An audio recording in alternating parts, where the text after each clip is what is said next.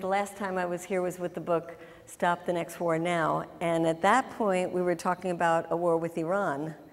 And we thought that after we mobilized so many people to try to stop a war with Iraq, and that was unsuccessful, that what we had to do was stop the next war. At that point, there was a lot of threat around a war with Iran. And we've been mobilizing to stop a war with Iran for many years now. How do you know when you're ever successful in stopping a war? Well, in the case of Iran, you don't, because it's still pending, it's still looming. We've always got to be working to stop the next war. But it's really interesting with this drone issue, the wars are less overt. They're much more covert, and that's what I want to talk about tonight, and why I think drone warfare is not just a new technology that's thrown into the mix. It's a whole new way of waging war. So I want to contrast two things that are happening in terms of public opinion. One is a recent poll that showed for the first time the majority of Americans, including Republicans, say the war in Afghanistan is just not worth fighting. And that's a major shift, because when you still have troops on the ground, when you still have leaders that are trying to vie for the presidency, like the Republican candidates who are all saying to President Obama, you shouldn't even set a timeline for withdrawal of US troops, with the exception, I must say, of Ron Paul. It's a very positive thing that we have people of all political stripes who say the war in Afghanistan is just not worth fighting. And that's because Americans don't like to hear about casualties of American troops, and Americans are much more concerned about the financial situation at home and understand that these wars have just been bleeding us, trillions of dollars spent in wars, and that we just can't afford it, like the $2 billion we continue to spend every single week in Afghanistan. So that's one set of polls. Then there's another that tells you something very different, and that is when people were asked, is it okay to kill terrorist suspects with drones overseas? And I was shocked to read the results of that poll that said that 8 out of 10 Americans said that was okay. And that was not just Republicans, independents, it was Democrats. And it was even people who called themselves liberal Democrats. So on the one hand, war, tired of it. On the other hand, drones, just fine. And it's really been posed as an alternative to boots on the ground. You can just kill people with drones, save American lives, no pilot in the cockpit. It's a more humane way of waging war, and it's a cheaper way of waging war. So I feel that part of my purpose in writing this book, Drone Warfare, Killing by Remote Control, was really to lay out all of the facts and figures I could gather about remote-controlled killing, and all of the arguments that I could muster about why this doesn't make any sense. And it's interesting that when I first started doing the research for this book, it was very hard to find information about drones, because it's such a hidden campaign, because the agencies that run the drone program are secret, like the CIA or the military's Joint Special Operation Command, also known as JSOC. But since the book came out 2 months ago, all of a sudden, it's drones, drones, drones everywhere. I mean, I can't open up a paper without hearing something new about drones. Drones are now being talked about for the first time by the administration itself, and the mainstream media has gotten interested in talking about this issue. So let's just take a step back and say, when 9/11 happened, there were maybe 50 drones in the arsenal of the Pentagon. Since then, there are over 7,000 drones, and Leon Panetta, the Secretary of Defense, said that drones are the only game in town. I mean, disgusting that he would even call it a game, but that's where we stand. Now, what is a drone? Drone is basically something that flies, has cameras in it, and doesn't have a pilot in the cockpit. But they come in all shapes and sizes. So there are tiny little drones, the shape of an insect. There are drones that mimic the hummingbird and other kinds of birds. There are drones the size and shape of a dragonfly. There are companies that are devoted to just studying nature, and it's called biomimicry, and used to say, okay, how can we take the beauty and miracle of insects and birds and use them to create more sophisticated ways of spying and perhaps killing. The drone that soldiers have in their backpack is small enough to fit in a backpack and can be launched by an individual soldier. The drones that are used for killing are about the size of a small airplane, but then there are also big drones called the Global Hawk that's the size of a commercial jet. When the drones are being piloted for purpose of spying and killing, for the most part, they're being piloted here in the United States. So you have pilots that have been recruited from high school, let's say, because they played a lot of war games, were very dexterous at playing these video games, and the way the PlayStation and the console is set up is really mimicking the games themselves. In fact, the UN Special Rapporteur for extrajudicial killings has said that the United States has created this new PlayStation mentality towards war. So these pilots have been recruited, having played a lot of war games. Now it's sitting in front of a console in air-conditioned rooms and very comfortable chairs. And for 10, 12 hours a day, they are looking at terrain 10,000, 8,000 miles away. The Creech Air Force Base, for example, outside Las Vegas, is one of the places that the pilots are piloting these drones. Also, we have places like upstate New York, Hancock Air Force Base. The CIA's drones are being piloted in Virginia. And many of these young pilots have never been to the countries that they are attacking, don't understand the language, the culture, the customs. And also you got to think that some of these young guys, and I say guys because almost all of them are guys, have joined the military because they want a piece of the action. They'd actually prefer to be in the battle.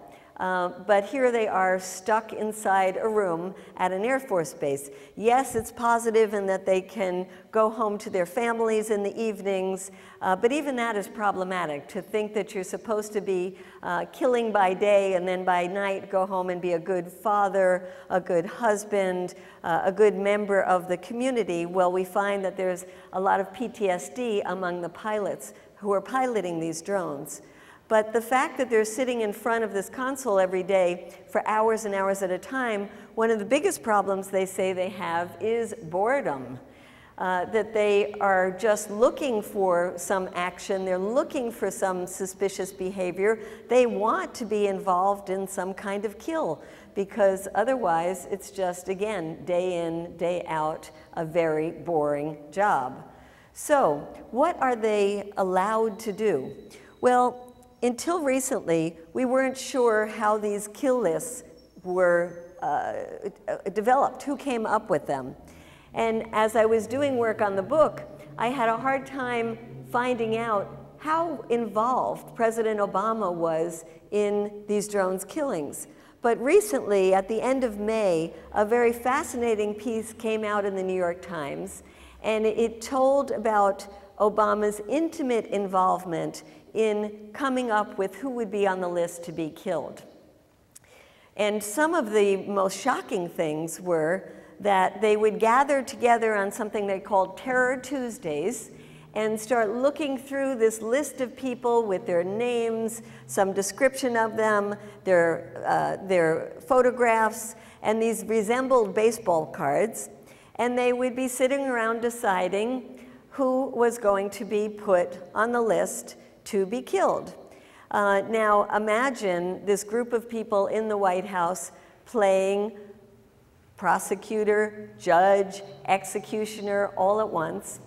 And one of the most disturbing things that we found out in that article was that the administration admitted for the first time that they were labeling all military-age males that were in the areas where we use these drones were just automatically labeled militants, and therefore fair game. And so when you hear in the news that 15 militants were killed here and 12 militants were killed there, now you can understand where that comes from, because it's anybody of military age, a male, in the area. Well, the administration, it turns out, had people talking to the press and leaking information about the secret drone program, to the consternation of many people in Congress who were never allowed themselves to talk about this publicly. But it seems the administration did this as part of an election strategy to show the president as a tough guy, to show that he could kill just along with the best of them, and that he did not experience much malaise when he would determine this list. In fact, they said that it was easy for him to do this. Well, I don't know how many independent voters that this might have been aimed at said, okay, now I'm going to vote for President Obama because he's really a tough guy that can kill people without it disturbing him too much. But I do know a lot of people, as I've been going around talking, who are really shocked and are questioning, even if they were supporters of President Obama, how they can continue to support somebody who is so cavalier when it comes to the issues of life and death. Where are we using these drones?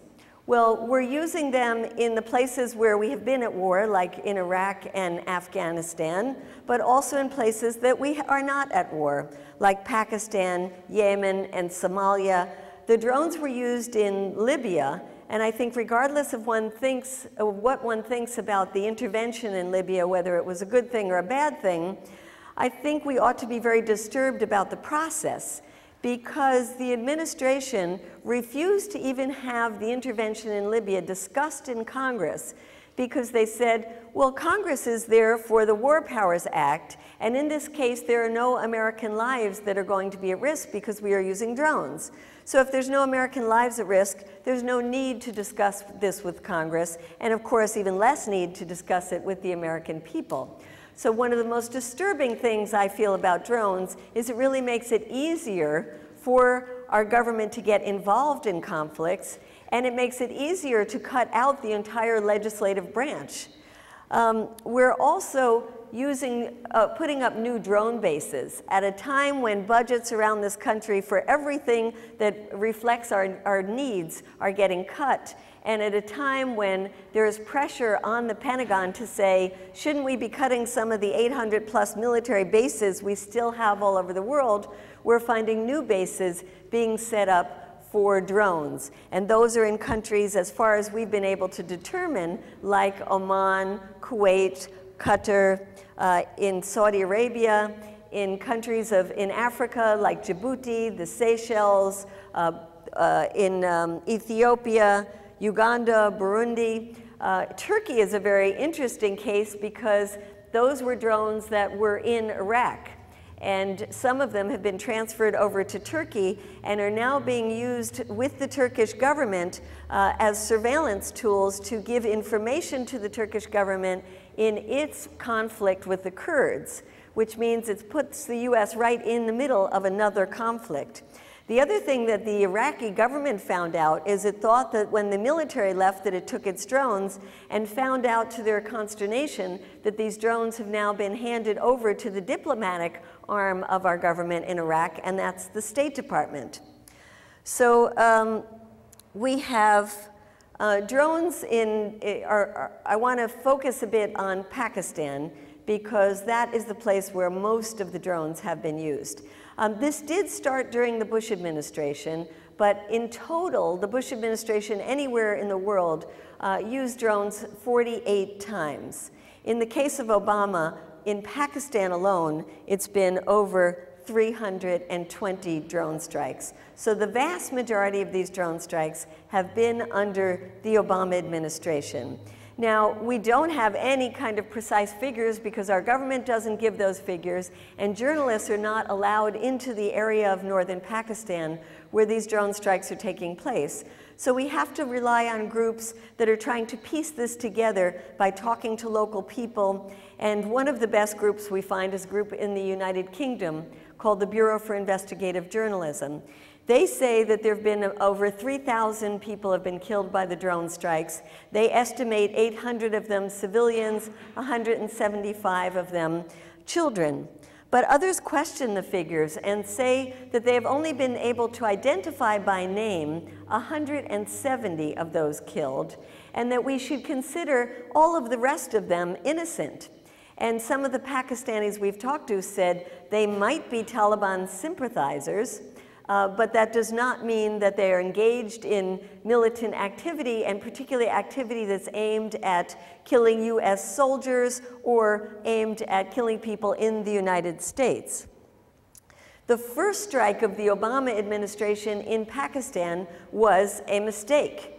It hit a man who was a pro-government official that was part of a pro-peace committee, killed several members of his family as well as a local shopkeeper and 2 of the neighbors. This young man who was severely injured is the only one who was left alive after that drone strike. There's an example here of a compound that was destroyed on December 31st, 2009. And I have a chapter in the book that's dedicated to the victims because I think it's so important that we humanize the victims. We don't see their pictures in our newspapers or on our TV screens. We don't hear their stories. As I said, all we hear is militants killed. So I want to read a little from the book about the tragedy that befell the family of Karim Khan. It says, the drones didn't just hover overhead that evening of December 31st, 2009, watching the movement of the villagers below, as it had done on so many other occasions. No, this time it let loose a missile into the very heart of Karim Khan's family compound. When the chaos dissipated, Khan's brother and son had been blown to bits.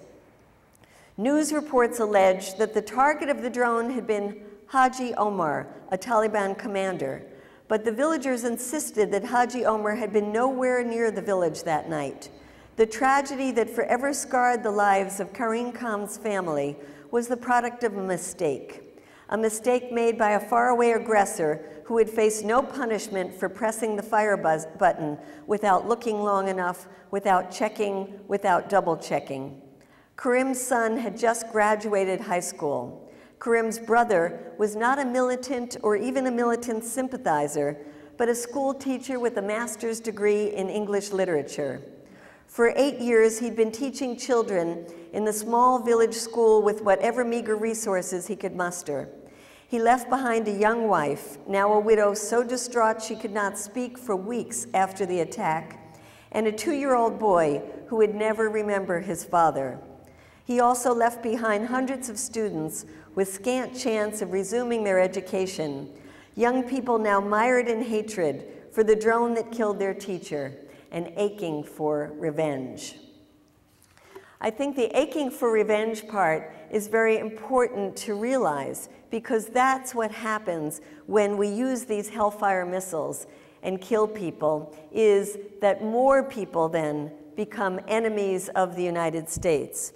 And here are just some images again that we don't see on our TV screens. Young people who've been killed by the drones, children who've been left orphaned by the drones. Many times the drones just vaporate their victims, vaporize them, so you don't see any remains. But once again, for various reasons, our newspapers and our TVs don't give us these images. This is an example when I talked about those pilots who are 8,000 miles away, not knowing what's going on and looking for suspicious behavior. This is an example of a gathering of elders and community leaders called a jirga, which happens regularly in Pakistan. And to some pilot very far away, it must have looked like a bunch of militants coming together to plot some kind of nefarious deed. Instead, it was just a meeting of community leaders. And when the drones struck here, over 50 of them were killed, many of them the most trusted and respected leaders of the community. So again, you could think of what kind of desire for revenge was left after this drone killing. I want to focus for a minute on the story of Tariq Aziz, a 16-year-old who could have picked up a gun like many others did after his cousin was killed in a drone strike. But he was given an opportunity to do something different, and that was to travel to Islamabad for a meeting of drone victim families who for the first time would be able to talk to lawyers from both Pakistan and the United Kingdom. And one of the things they realized is that the citizens in that area had to become the journalists themselves. And so they trained people like Tariq Aziz in videography, gave him a camera, and instructed them to go home and witness and provide footage of what happened when the drone strikes. And so this young man was very anxious to go back to his village and do that, because he said that the drones didn't just appear now and then, the drones were constantly in his village, buzzing overhead. But little did he or anybody in that gathering think that the first documentation after that gathering would be the death of Tariq Aziz himself, who was killed 2 days later, and this was all that was left of his body. So what do the Pakistanis themselves have to say about this drone program? Well, we know from some of the WikiLeaks documents that at first the government said to the United States, okay, you go do that drone program and we'll pretend that it's not happening, or we'll say it's our own military that's doing this. But that didn't seem to work very well, because the government realized that this program was actually counterproductive, that it was not only turning people against the United States, but was turning people against the Pakistani government itself and radicalizing the population. And so the Pakistani government went to the US and said, please stop these drone strikes, and the US said no. They voted on it within the legislature 3 times, unanimously saying, now we demand that the US stop the drone strikes. And even then, the US has not listened. It's sad that the United States government says that it goes around the world promoting democracy, but then when democratically elected leaders vote unanimously to say stop the drone strikes, the US doesn't listen. And not only that, it's actually worse, because in this program that is so counterproductive, the Obama administration has just given permission to the military and the CIA to be doing the exact same thing in Yemen. Now, when I say the exact same thing, it means that not only do they have permission to kill individuals that are on a kill list that they know by name and they're going after, but they also have permission to do what's called signature strikes. That's the strikes based not on anybody's verified identity, but just based on suspicious behavior.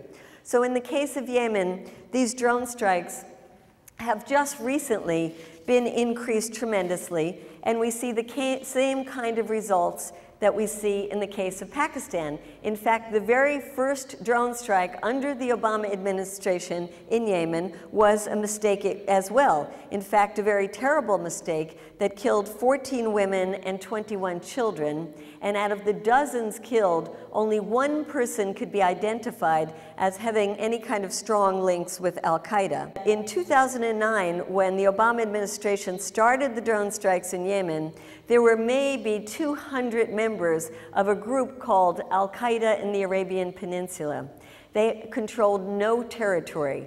If you look at it today, there's over 1,000 members of Al-Qaeda in the Arabian Peninsula, and they control significant territory. There was a very good piece that came out last week in the New York Times. It was called How Drones Help Al-Qaeda, and it was written by a young person in Yemen who said that these drones cause people to join radical militants, not driven by any kind of ideology, but by revenge and despair. And here I quote him saying, "The short-term gains from killing military leaders is minuscule compared to the long-term damage the drone program is causing." The US is not only killing people from Yemen, but also killing American citizens in Yemen. You might have heard of the case of Anwar al-Awlaki. Anybody here hear of that case? So he was an American cleric who moved to Yemen, was known for his fiery sermons. He was targeted, put on the kill list by the Obama administration, and was killed in a drone strike along with another American named Samir Khan. Now, the ACLU and the Center for Constitutional Rights have sued the government and demanded the information that was used to put him on the kill list, because they said, you can't kill somebody based on their ideology. We want the evidence that you had to prove that he was actually involved in militant activity that was aimed at the United States. And the Obama administration says it has that information, but refuses to release it. But it's even worse than that, because not only did they kill 2 adult US citizens, but they also killed the son of Anwar al-Awlaki in a separate drone strike just weeks later, a 16-year-old born in Denver. The pictures that you see are from his Facebook. And according to people who knew him in Denver, he was just a regular American teenager. He said on his Facebook that he liked rap and he liked hip hop and he liked swimming. He was not involved in any kind of militant activity whatsoever. I found it quite extraordinary that after this killing, there was so little outcry in the United States about the US government killing a 16-year-old American. There were some people in the law community who did push the administration on this. And the first time that Eric Holder, the Attorney General, talked about the drone program at all was only in March of this year, when he was addressing a group of Northwestern law students. And he tried to justify the whole program, saying that it was in consonance with international law because international law allows for the right of self-defense. However, the right of self-defense is very narrowly defined. It means that you have to be, the attack has to be imminent. There has to be no other way to get the people who are about to attack you. You have to have tried to capture these people. And when you talk about imminent, it's like an army amassing at your border or a bomb that is about to be launched at you. It's not that there might be someone sometime who might want to attack you. Well, the US government has also said that they are justified according to US law because in the haste post 9/11, the Congress passed a piece of legislation that gave the Bush administration the green light to use military force. You might remember that there was only one Congresswoman at that time out of all of Congress who said no to that, and that was Barbara Lee. Very good. So that is still being used as a justification, but think about it, because it actually said in that legislation that it was to go after people who were involved in the attack of 9/11. Well, first of all, a lot of the people we are killing right now were maybe 10 or 11 years old at the time of 9/11. Targeting, like the group in Yemen, didn't even exist at the time of 9/11. So I would say, and do say in the chapter I have here on the legality of the drone strikes, that this is against international law and it's against US law.